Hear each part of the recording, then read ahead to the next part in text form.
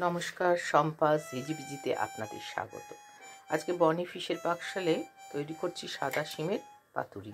তার জন্য আমি শিম নিয়েছি, সাদা শিম, আর এইভাবে এখান থেকে শিটটা তুলে নিয়েছি, দুপাশ থেকে কেটে নিয়েছি।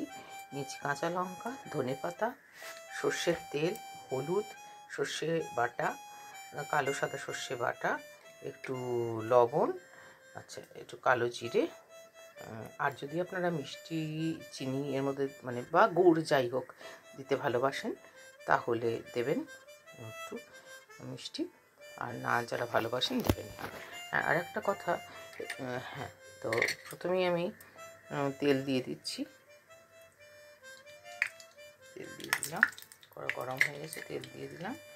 এবারে কড়াটা গরম হয়ে গেছে খুব, এটার উপরেও কাঁচা সর্ষের তেল ছড়ানো হবে, তা এই জন্য খুব যে দরকার আছে খুব গরম তা না, তাও আমি কালো জিরে দিয়ে দিলাম। এবার আমি ছেড়ে দেবো। এই সময়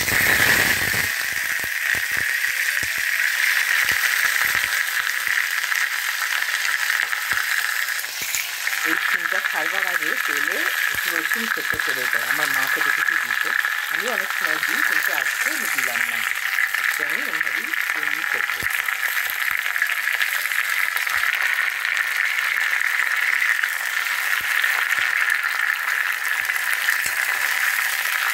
একটু নুন দিয়ে দেখেছি, তো এখানে কম করে একটু নুন দিলাম,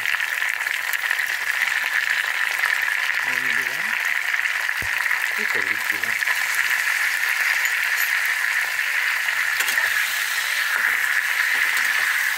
এবার আমি একটু নরম হওয়া পর্যন্ত চাপা দিয়ে রাখবো, এটাকে ঢাকা দিয়ে রাখবো। একটা ঢাকনা ব্যবহার করবো যতক্ষণ না নরম হচ্ছে। হ্যাঁ, নরম হয়ে গেছে। শিমটা ভাজা হয়ে শিমটা নরম হয়ে গেছে, ভাজা হয়ে গেছে। এবার আমি দেবো সর্ষে বাটাটা।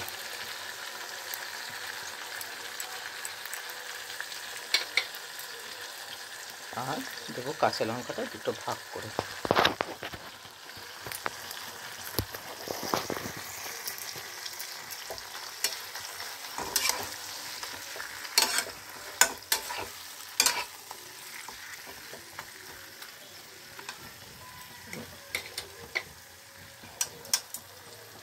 আর একটু সর্ষে বাটা দিলাম আমি। আর এবার দেবো ধনে পাতাটা। আমার রান্না শেষ। একটু মিষ্টি আমি এখানে দেবো, কারণ আমরা একটু মিষ্টি খাই, সেই কারণে। আমি ব্রাউন সুগার দিই রান্নায়, আমরা ব্রাউন সুগারটাই খাই, তাই একটু ব্রাউন সুগার দিলাম।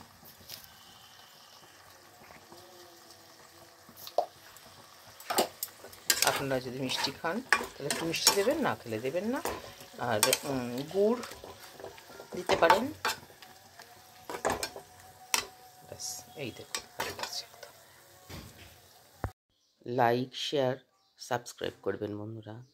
নমস্কার।